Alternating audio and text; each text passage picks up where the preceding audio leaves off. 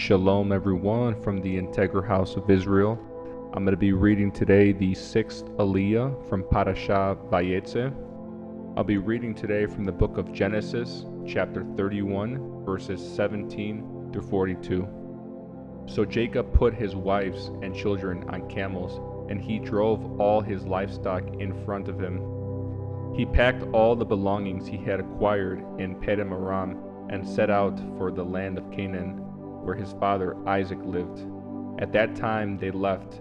Laban was some distance away, shearing his sheep.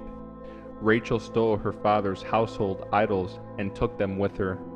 Jacob outwitted Laban the Aramean, for they set out secretly and never told Laban they were leaving. So Jacob took all his possessions with him and crossed the Euphrates River, heading for the hill country of Gilead. Laban pursues Jacob. 3 days later, Laban was told that Jacob had fled. So he gathered a group of his relatives and set out in hot pursuit. He caught up with Jacob 7 days later in the hill country of Gilead.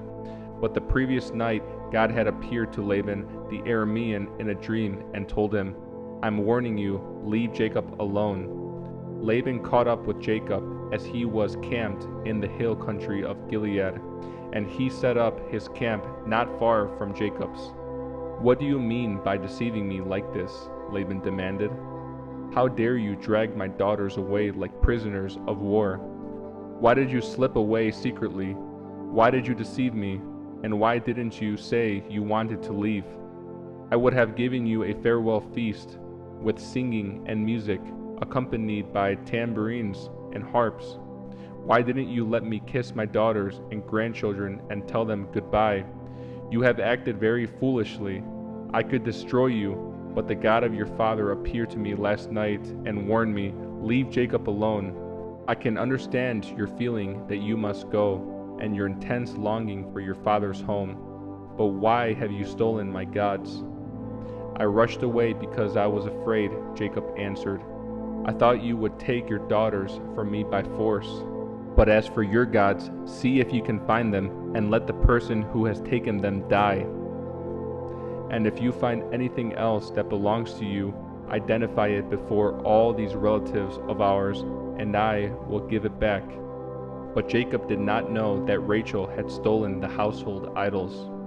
Laban went first into Jacob's tent to search there, then into Leah's, and then the tents of the two servant wives.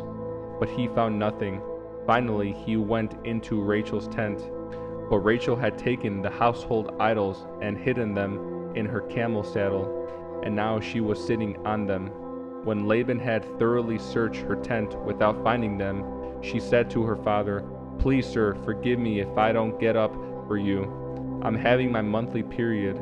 So Laban continued his search, but he could not find the household idols.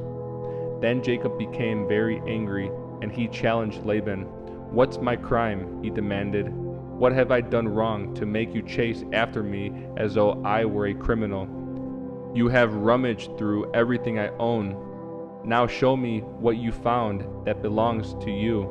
Set it out here in front of us before our relatives, for all to see. Let them judge between us. For 20 years I have been with you, caring for your flocks. In all that time your sheep and goats never miscarried. In all those years I never used a single ram of yours for food.